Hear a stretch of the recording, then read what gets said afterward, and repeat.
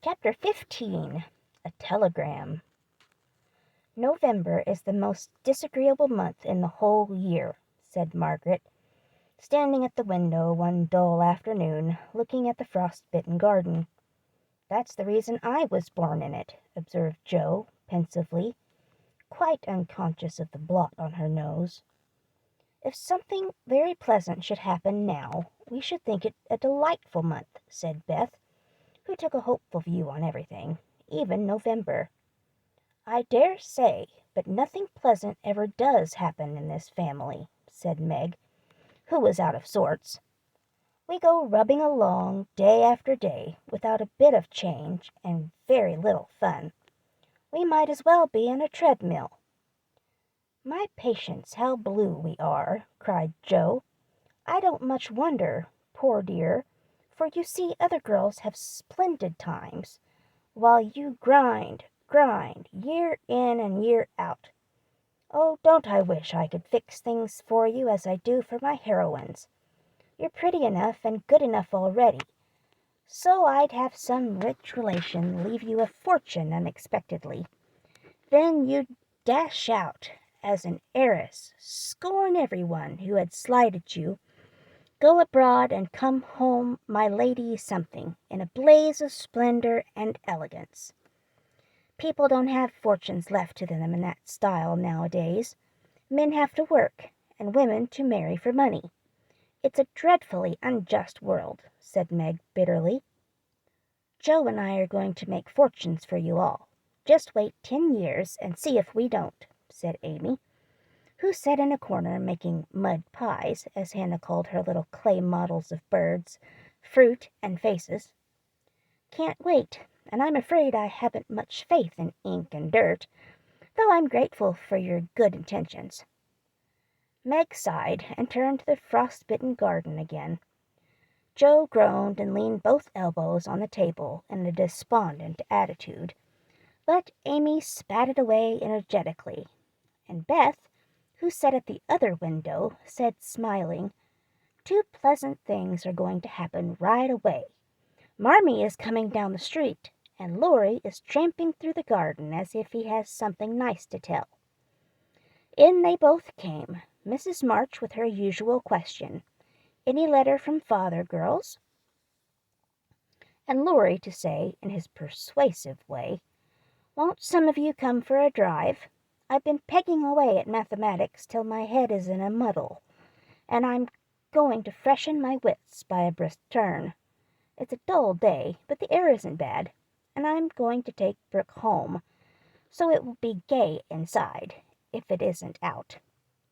Come, Jo, you and Beth will go, won't you?" "Of course we will."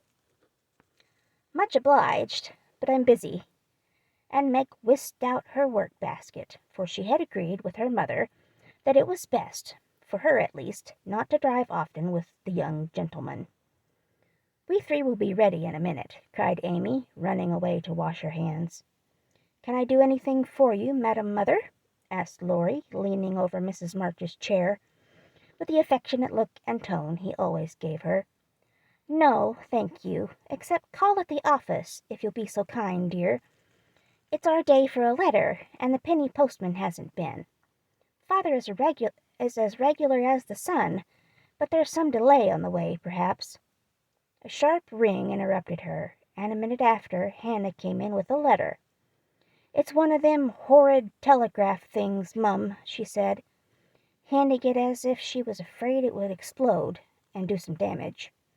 At the word telegraph, Mrs. March snatched it, read the 2 lines it contained, and dropped back into the chair as white as if the little paper had sent a bullet to her heart. Laurie dashed down the stairs for water, while Meg and Hannah supported her, and Jo read aloud in a frightened voice, "Mrs. March, your husband is very ill. Come at once. S. Hale, Hospital, Washington." How still the room was as they listened breathlessly. How strangely the day darkened outside, and how suddenly the whole world seemed to change as the girls gathered about their mother, feeling as if all the happiness and support of their lives was about to be taken from them. Mrs. March was herself again directly, read the message over, and stretched out her arms to her daughters, saying in a tone they never forgot, "I shall go at once, but it may be too late. Oh, children, children, help me to bear it." For several minutes there was nothing but the sound of sobbing in the room, mingled with broken words of comfort, tender assurances of help, and hopeful whispers that died away in tears. Poor Hannah was the first to recover, and with unconscious wisdom she set all the rest a good example, for with her work was the panacea for most afflictions. "The Lord keep the dear man. I won't waste no time a-cryin', but get your things ready right away, mum," she said heartily as she wiped her face on her apron, gave her mistress a warm shake of the hand with her own hard one, and went away to work, like three women in one. "She's right. There's no time for tears now. Be calm, girls, and let me think."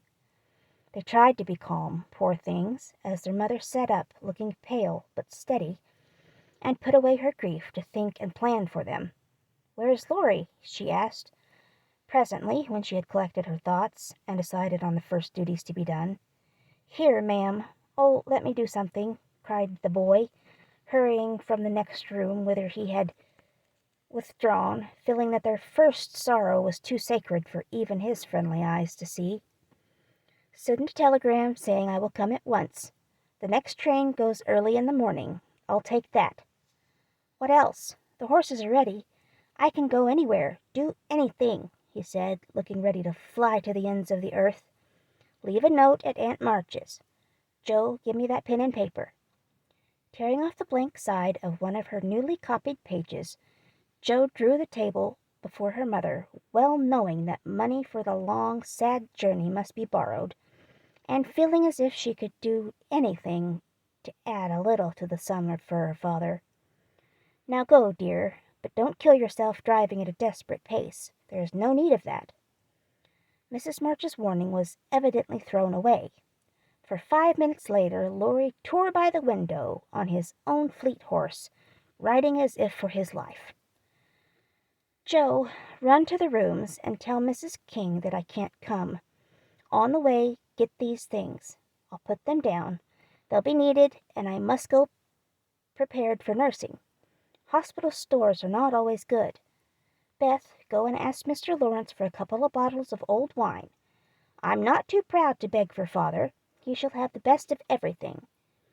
Amy, tell Hannah to get down the black trunk, and Meg, come and help me find my things, for I'm half bewildered." Writing, thinking, and directing all at once might well bewilder the poor lady, and Meg begged for her to sit quietly in her room for a little while and let them work. Every one scattered like leaves before a gust of wind, and the quiet, happy household was broken up as suddenly as if the paper had been an evil spell.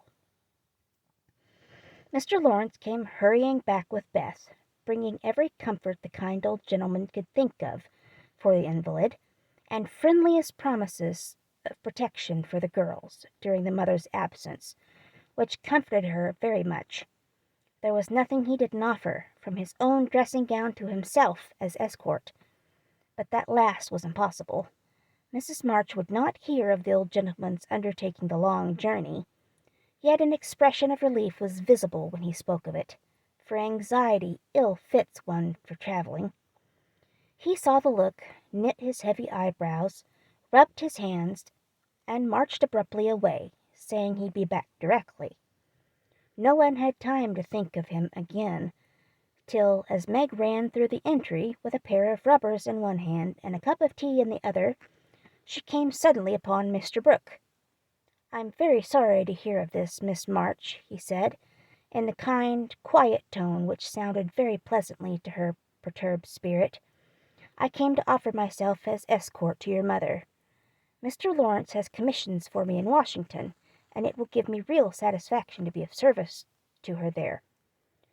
Down dropped the rubbers, and the tea was very near following, as Meg put out her hand with a face so full of gratitude that Mr. Brooke would have felt repaid for a much greater sacrifice than the trifling one of time and comfort which he was about to make. "How kind you all are! Mother will accept, I'm sure, and it will be such a relief to know that she has someone to take care of her. Thank you very much."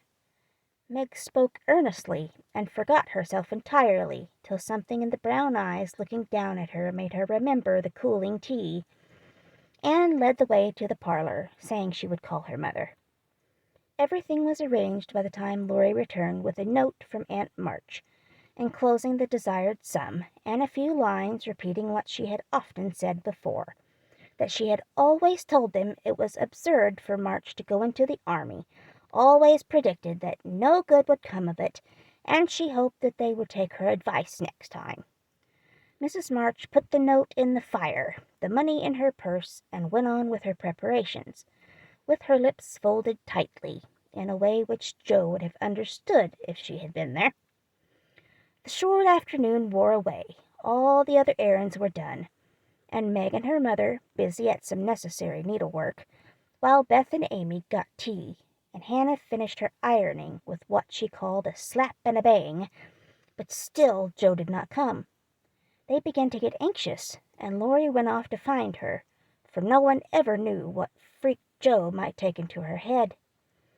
He missed her, however, and she came walking in with a very queer expression of countenance, for there was a mixture of fun and fear, satisfaction and regret in it, which puzzled the family as much as did the roll of bills she laid before her mother, saying with a little choke in her voice, "That's my contribution toward making father comfortable and bringing him home." "My dear, where did you get it? $25. Jo, I hope you haven't done anything rash." "No, it's mine, honestly. I didn't beg, borrow, nor steal it. I earned it. And I don't think you'll blame me, for I only sold what was my own." As she spoke, Jo took off her bonnet, and a general outcry arose, for all her abundant hair was cut short. "Your hair! Your beautiful hair! Oh, Jo, how could you? You're one beauty. My dear girl, there was no need of this. She don't look like my Jo any more, but I love her dearly for it." As everyone exclaimed, and Beth hugged the cropped head tenderly, Jo assumed an indifferent air, which did not deceive anyone a particle, and said, rumbling up the brown bush, and trying to look as if she liked it, "It doesn't affect the fate of the nation, so don't wail, Beth. It will be good for my vanity. I was getting too proud of my wig. It will do my brains good to have that mop taken off. My head feels deliciously light and cool, and the barber said I could soon have a curly crop, which will be boyish, becoming, and easy to keep in order. I'm satisfied, so please take the money and let's have supper." "Tell me all about it, Jo. I am not quite satisfied, but I can't blame you, for I know how willingly you sacrificed your vanity, as you call it, to your love. But, my dear, it was not necessary, and I'm afraid you will regret it one of these days," said Mrs. March. "No, I won't," returned Jo stoutly, feeling much relieved that her prank was not entirely condemned. "What made you do it?" asked Amy, who would as soon have thought of cutting her head as her pretty hair. "Well, I was wild to do something for father," replied Jo, as they gathered about the table, for healthy young people can eat even in the midst of trouble. "I hate to borrow as much as mother does, and I knew Aunt March would croak. She always does if you ask for a ninepence. Meg gave all her quarterly salary toward the rent, and I only got some clothes with mine, so I felt wicked, and was bound to have some money if I sold the nose off my face to get it." "You needn't feel wicked, my child. You had no winter things, and got the simplest with your own hard earnings," said Mrs. March, with a look that warmed Jo's heart. "I hadn't the least idea of selling my hair at first, but as I went along I kept thinking what I could do, and feeling as if I'd like to dive into some of the rich stores and help myself.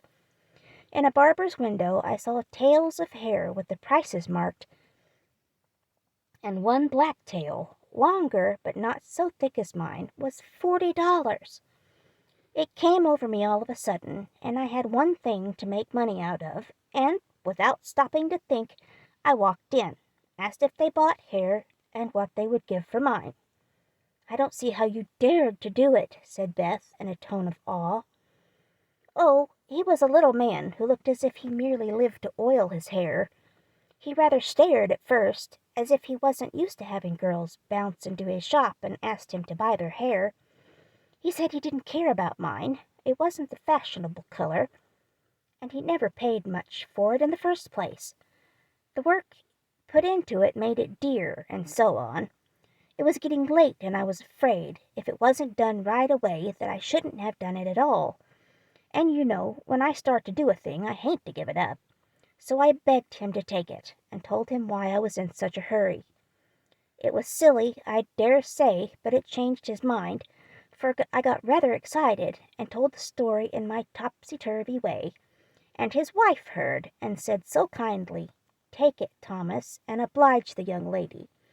I'd do as much for our Jimmy any day if I had a spire of hair worth selling.'" "Who was Jimmy?" asked Amy, who liked to have things explained as they went along.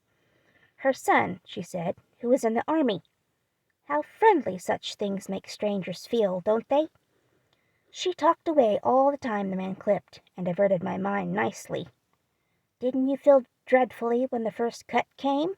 asked Meg with a shiver. "I took a last look at my hair while the man got his things, and that was the end of it. I never snivel over trifles like that. I will confess, though, I felt queer when I saw the dear old hair laid out on the table, and felt only the short, rough ends on my head. It almost seemed as if I'd an arm or a leg off. The woman saw me look at it, and picked out a long lock for me to keep. I'll give it to you, Marmee, just to remember past glories by, for a crop is so comfortable I don't think I shall ever have a mane again." Mrs. March folded the wavy chestnut lock and laid it away with a short gray one in her desk.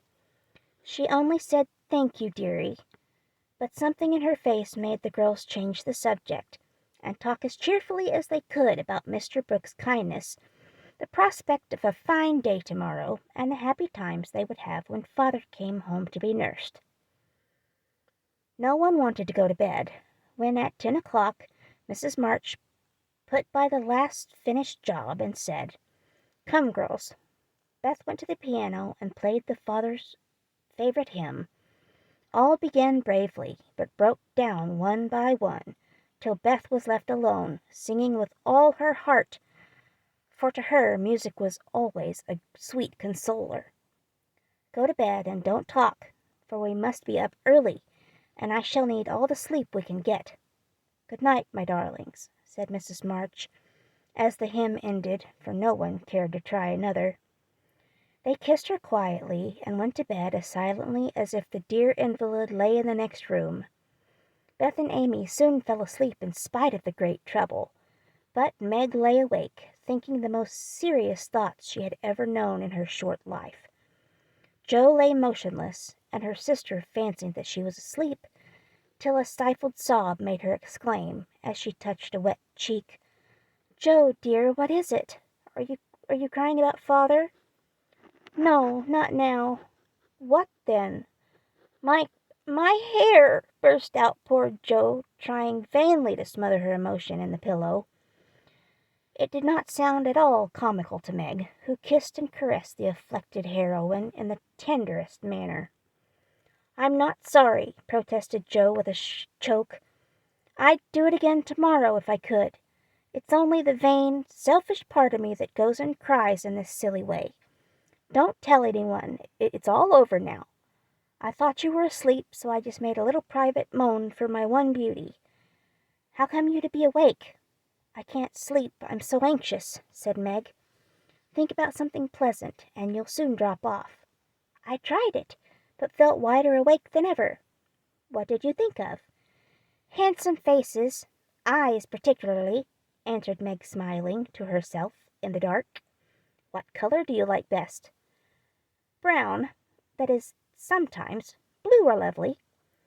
Jo laughed, and Meg sharply ordered her not to talk, then amiably promised to make her hair curl, and fell asleep to dream of living in her castle in the air. The clocks were striking midnight, and the rooms were very still, as a figure glided quietly from bed to bed, smoothing a coverlid here, setting a pillow there, and pausing to look long and tenderly at each unconscious face, to kiss each with lips that mutely blessed, and to pray the fervent prayers which only mothers utter.